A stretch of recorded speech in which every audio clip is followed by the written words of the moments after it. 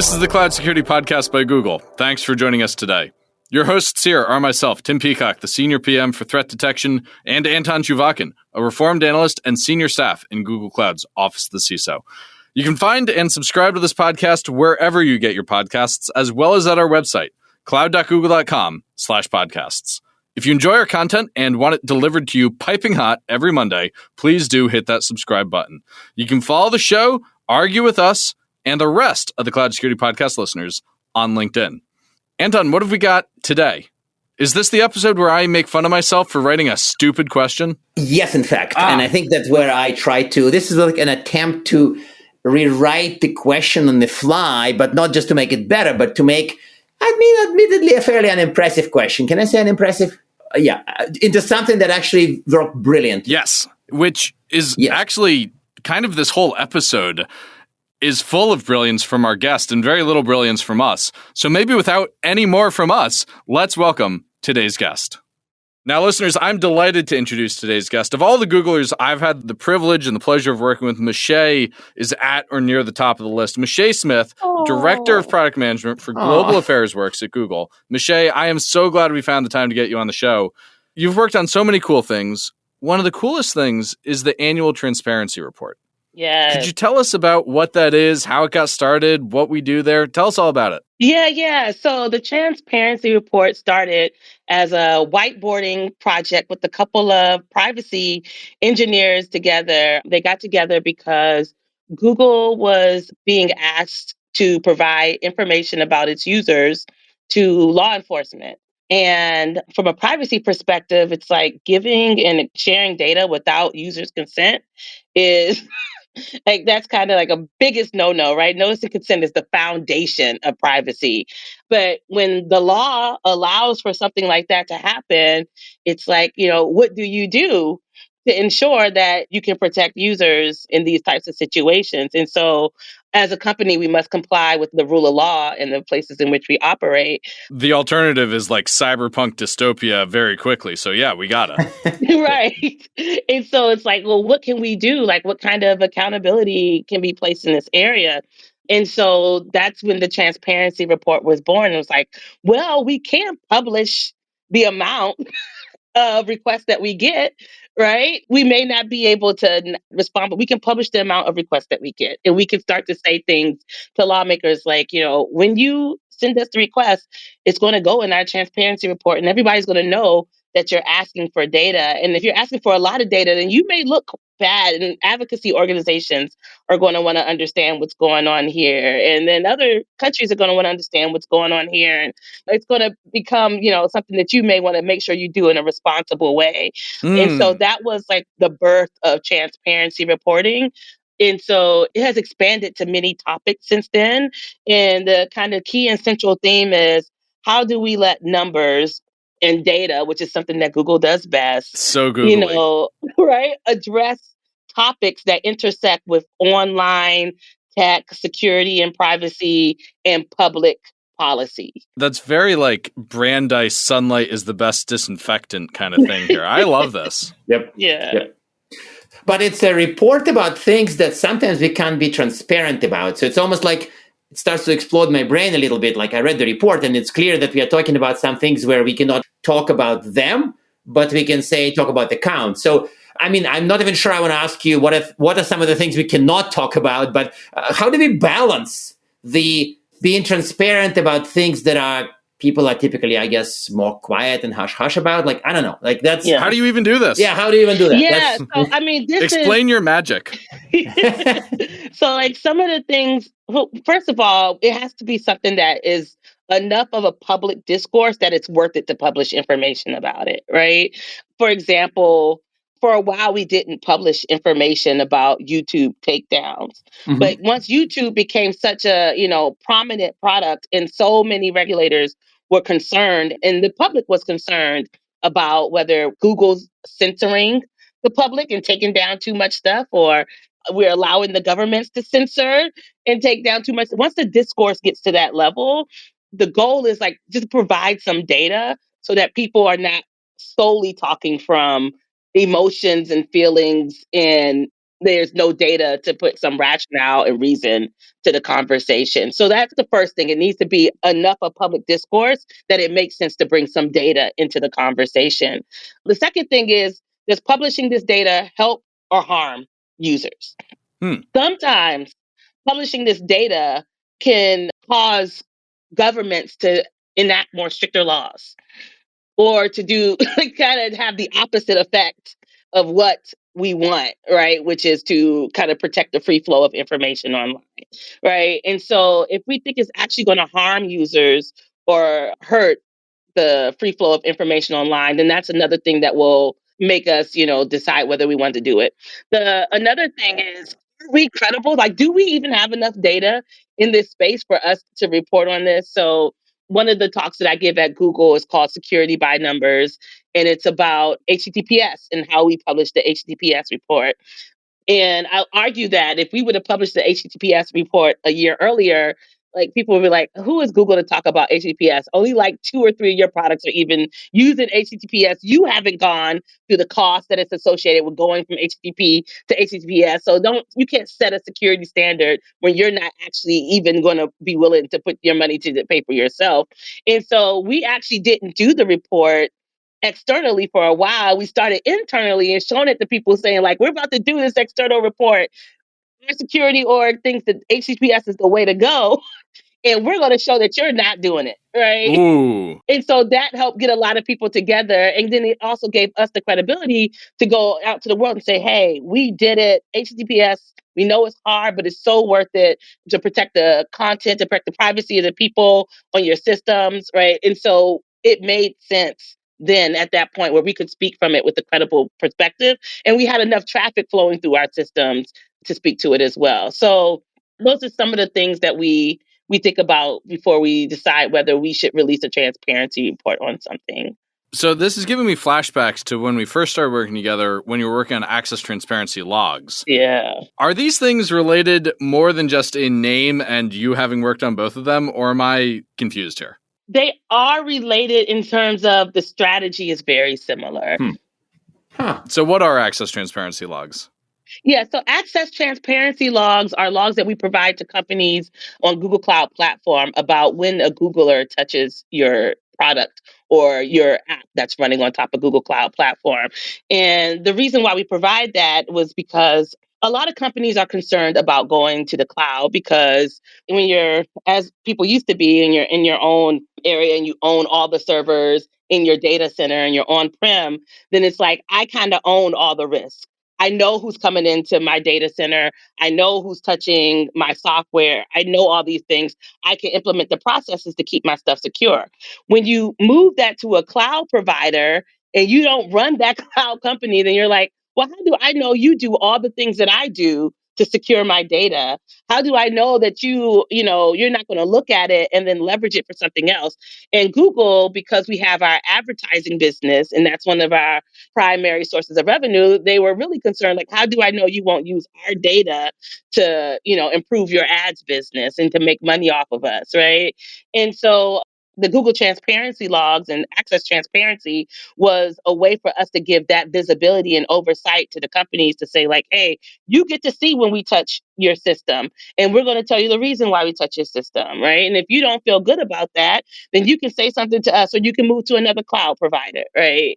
And that's a very similar kind of theme that was with transparency report. Like, if you're in the public or you're an advocacy organization and you see these numbers and you don't like them, you can speak to your government. You can speak and you can do something about it. And it's a way to empower these companies to do something about it. That's good. That makes me feel like I'm not crazy, at least not in this regard. This is great. I appreciate that.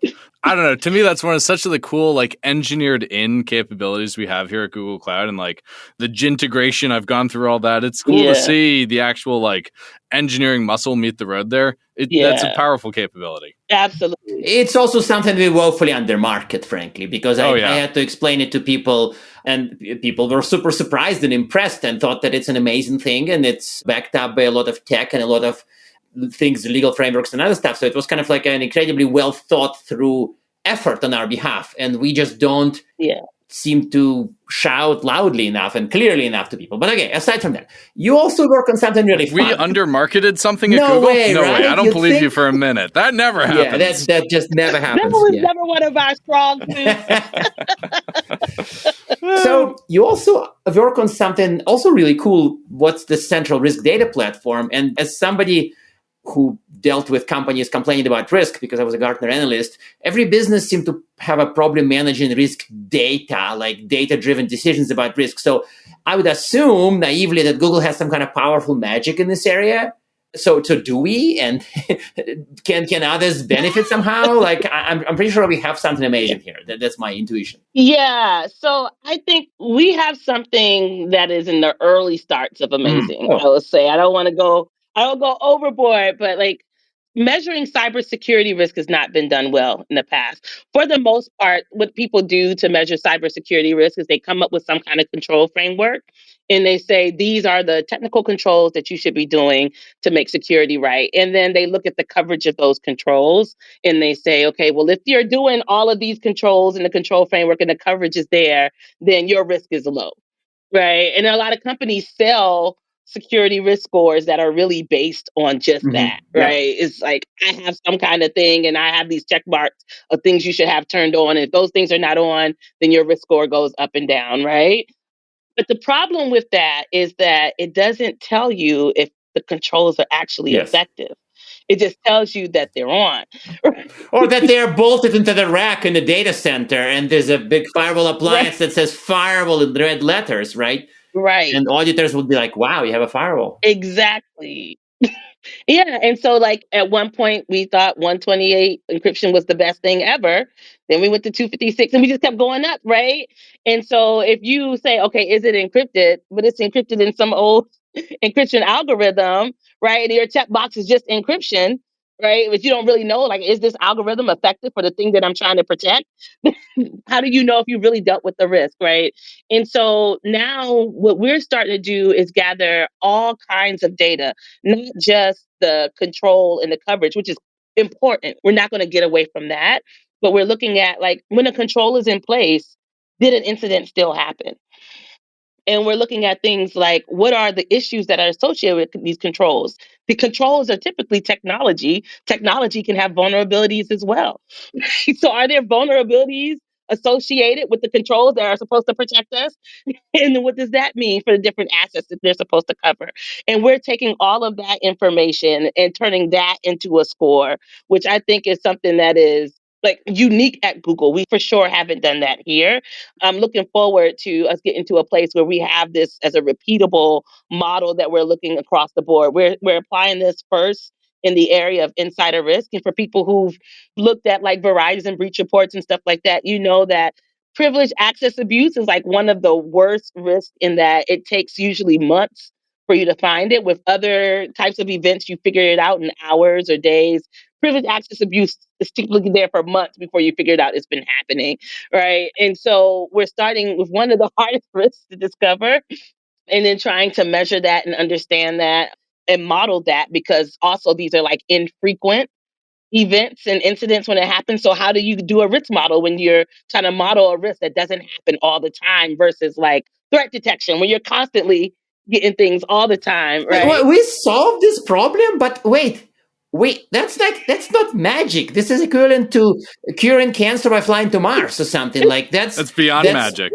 Way more than that. I don't know, Michelle, did you say you solved it or you're working on solving it? No, I was asking. I said this is what we're working on, and we're in the early stages, but we're making I would say, like, significant progress here, and we're going to start to roll that out across Google and see how it works and see like how effective was it in predicting risk and getting people to choose the right controls to apply to adopt it. And then, I'm hoping in a year or two that I'll be able to publish a nice white paper about how we solved it and be in all the magazines. Yeah, I would think so. So I don't usually look at the questions I wrote for an episode partway through the episode and go, damn, I wrote a stupid question.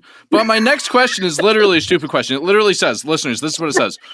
Quote, Tim wrote this. You're a PM. What are the interesting product questions here? I don't personally associate risk management with exciting product opportunities. But this is really exciting. Like, what an idiot I was. So let me ask you this. I'm going to ask a different question than my stupid question. How did you know this would be interesting? Because I would have naively assumed it wouldn't be. So how did you, coming into this role from all the other stuff you've done, decide this was a good next move? Yeah. So I, in general, am in love with the mission of privacy and security. But one of the things that's been really hard, specifically for my security engineers, is to understand why everybody's not in love with this. And so they go and they talk to the product areas and they're like, security is the most important thing. And if it's search, they're like, no, relevant searches is the most important thing. From ads is the most important thing, not security, right? And so, how do you convince somebody that they need to do these security and these privacy things when they're looking at metrics all the time? Well, you got to come to them with some metrics, right? And in the past, we've always come to people with use cases. And this is why it's important. And these are the anecdotal things that we've seen that if this becomes Google, this would be horrible. And it almost felt like the program that kind of yelled the loudest was the one that the product areas decided to go with, but they were always craving for like, can you give me some data? Because a lot of times you find people and they're like, I want to do this, but I need the data to prove that it's more important than innovating on this new thing, this new feature for a customer, because this will come at a cost to my business, right? And so it was as an opportunity to help Google mature in that area and to be able to have more beneficial conversations with the product areas and increase the chances of seeing more security and more privacy things happen. Anybody who's a security and privacy professional in any company faces this issue. It's like, how do I get the business unit to care more about security and privacy and do more things, right? Shit, I have that problem in security, to get security to care about security. Yeah, but this hits very close to home. So I think this is like the topic I would avoid. I think.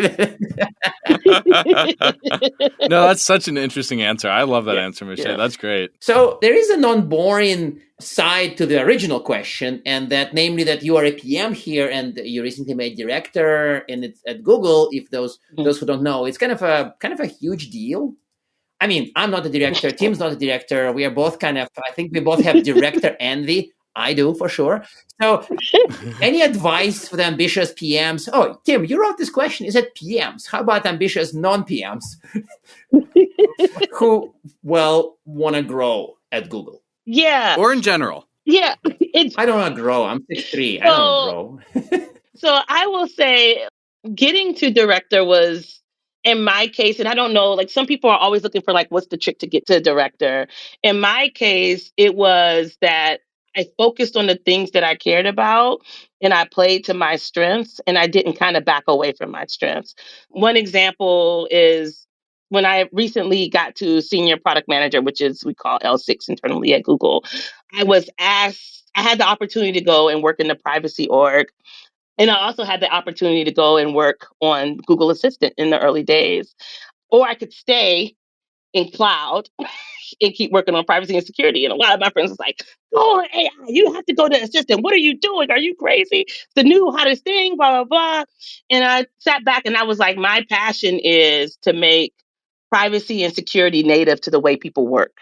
And I was like, I felt like privacy and security was way too hard and that we put too much on users up front to actually make things secure. And I was like, we need to transfer more of that burden into the infrastructure. And I was like, in my mission, while I'm at Google, if I can, and people will allow me, is to transfer more of that burden into the infrastructure, right? And so I could go there and work on Assistant, or I could stay in cloud and build access transparency and put more of that stuff into the infrastructure. Or another thing that I built in the early days was the privacy center that we have in Google Cloud so that we can see data that we're using in our trusted advisor programs so that people could be aware of how we use information about their systems. And then they could say, no, don't use this information about my system.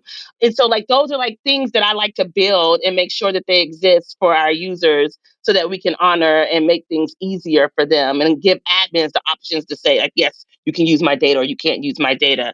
And so I stayed true to those things. And even when I was in cloud security and I had the opportunity to go to PSS and work on these things, I was like, well, I can stay in cloud security and start a joint venture with Europe so that we can get through these sovereignty laws, which would have been an amazing opportunity. I was like, but I really care about security being pervasive across all of Google. And so I went over there and I worked on internal identity access management systems, and I worked on this risk data platform.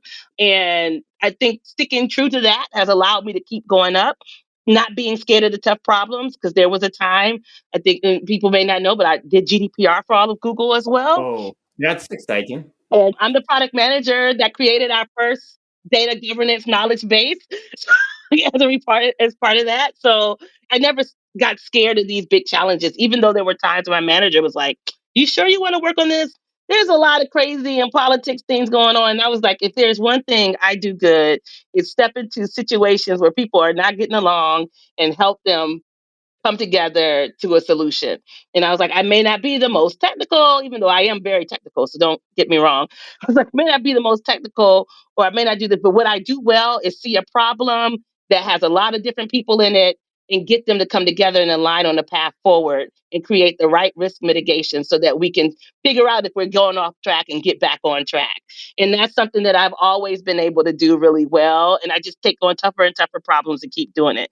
And it turns out being a problem solver is like really important. I think you reached it because the risk is the toughest. So, like, I think that you pretty much arrived at the Everest, the exact little right spot, tippy top of the Everest, and you're like, now you're gonna crack risk, and then you're done pretty much because like this is really Yeah. You can go home. This is the hardest one. Yeah. Well, one thing I will say, if you want to go to director, just be ready. Like the higher up you go, the less you get to touch the actual interesting stuff. You got to let the other people do it. And you focus a lot more on the organizational structures to make it successful. So that's one thing to be aware of. So if I were to summarize your answer, it's 1, focus on things you love working on, which you've done. Yes. Stay true to yourself, play to your strengths. Yes. And by the way, be a tremendous badass who can take on all these hard problems. Be capable. Like that's one thing that you have to be. Whatever your skill set is, be capable, because at a certain level, everybody assumes capability, right? And then after that, it's like, who do they trust? Who can solve the problem? Who's the track record? But if you're an engineer, be the most capable engineer, right? If you're a product manager, you better be able to write a CUJ, a roadmap, and a PRD, like drop in a hat, right? You have to be capable in your craft. Well, I wish we could keep doing this all day, but unfortunately, we're at the point in the show where I have to ask our traditional closing questions. Yes. 1, do you have advice for people to improve their enterprise risk management? And 2, do you have recommended reading?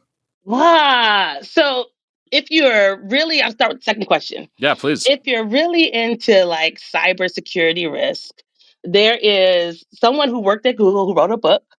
Her name is Keyun, Keyun, Ruan, Ruan, and she wrote a book on cybersecurity risk measurement. Cool. And she created a new measurement type called HECLA, HEKLA.